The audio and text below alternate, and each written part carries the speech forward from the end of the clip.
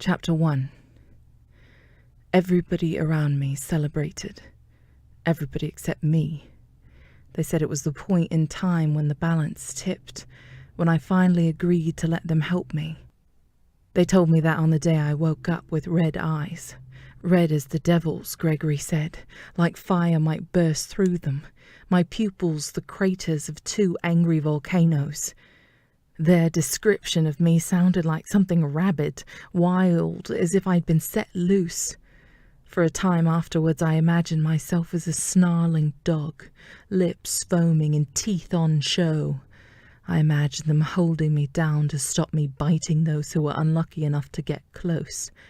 If I had been an animal, I would have been euthanized, a shot, put down out of my misery.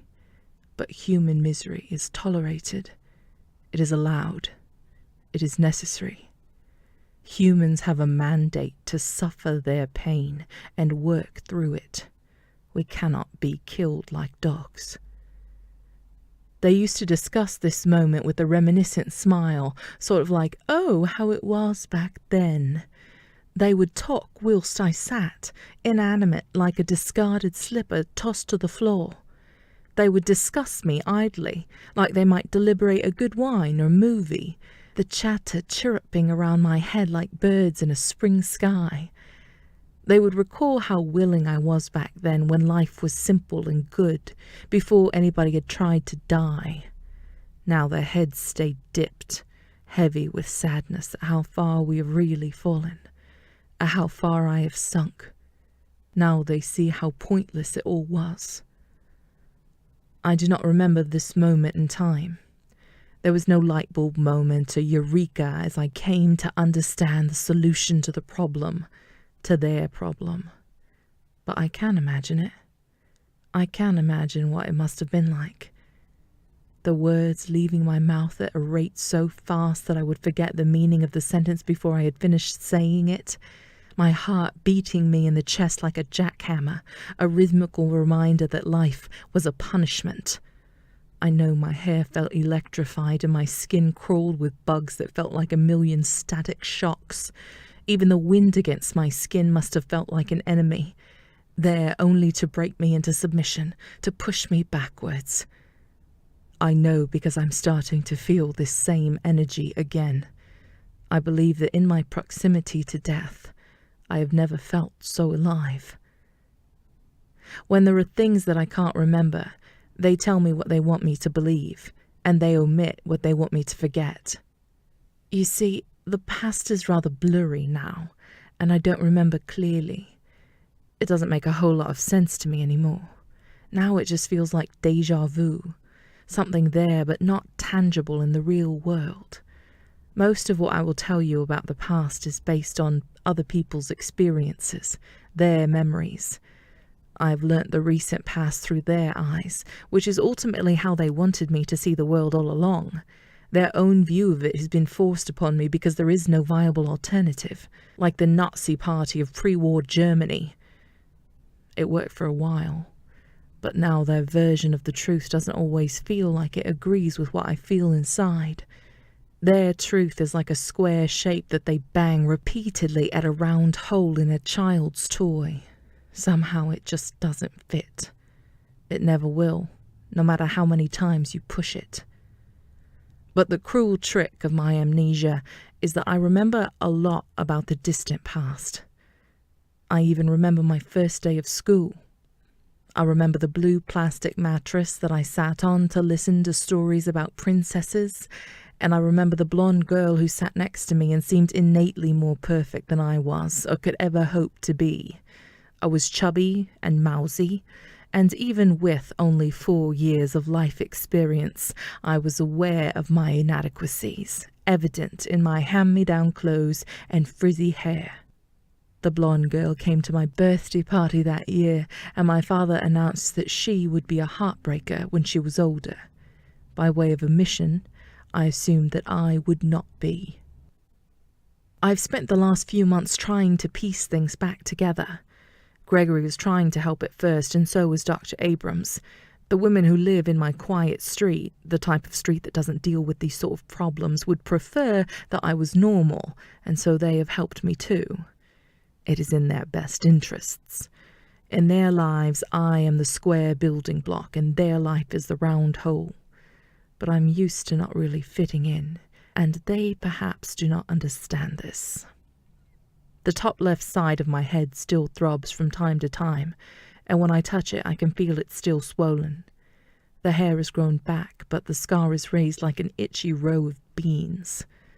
For a while I did as they told me to and left it alone. It was easy whilst the dressing was there and I was pharmaceutically mellow, but once they removed the bandages, I was drawn to it like a magpie to silver.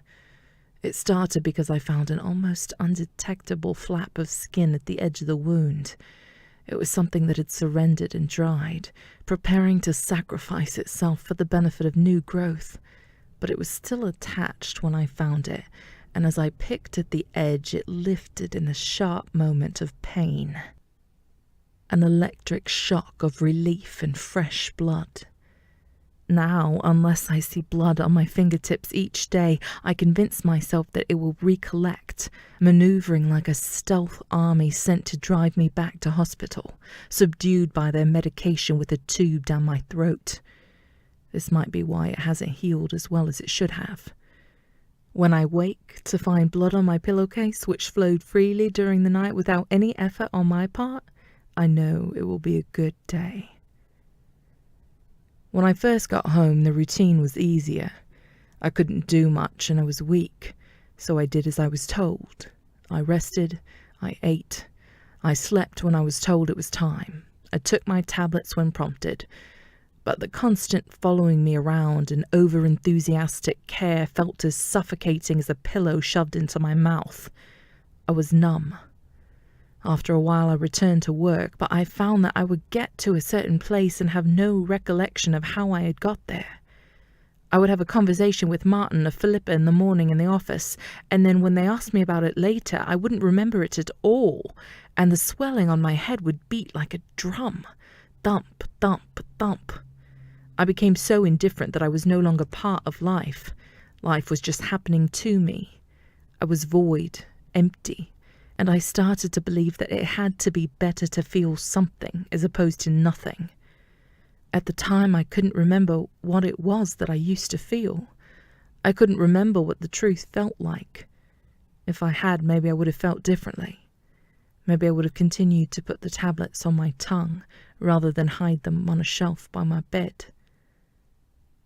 From what he has told me, I have reconstructed my last moments in my old life. I've pieced them together like clips of old cine films so that they run in staccato, jagged motion. Those last crazy moments before I ended up in the water, in a puddle of blood like shark bait. I might remember the odd face or two as they pulled me out of the water, but they too are distant memories that I can't fully recall, and I wonder if it is just my mind's projection of facts I've been told. He tells me that there were many people watching.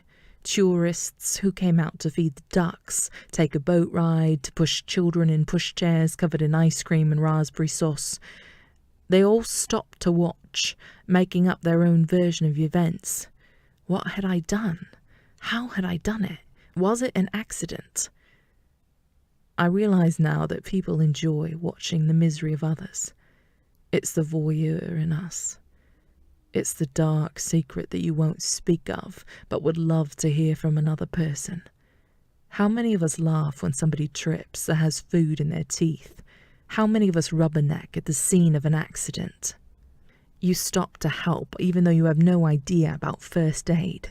Really, you just want to get a closer look, to smell the iron-rich blood as it runs over the tarmac, away from the screams. It's the books about murder that sit behind your classics. It's the gambling you do that your wife doesn't know about. It's the man you slept with behind his back, or the porn sites you watched once she's gone to bed. We all like things we shouldn't. It's how we are programmed. I like to pick at my scars, bodily and mental. I liked to die once upon a time. Everybody has their own guilty pleasure. But where we are all united is in the joy of another person's suffering, so that we can at least be thankful that it's not us. Not this time, at least. You might sit on the side of your bath at night and replay the good things you have done or imagined, reminding yourself that you must be a good person, good and lucky. Some people might look to their God to try to find out why bad things happen. Give me the answers, they might beg, as if they didn't already know them. You'll look in the mirror and ask, why him, why her, when the misery threatens close to home? But we allow the misery of the human because it reminds us of our own worth. We were given misery for balance.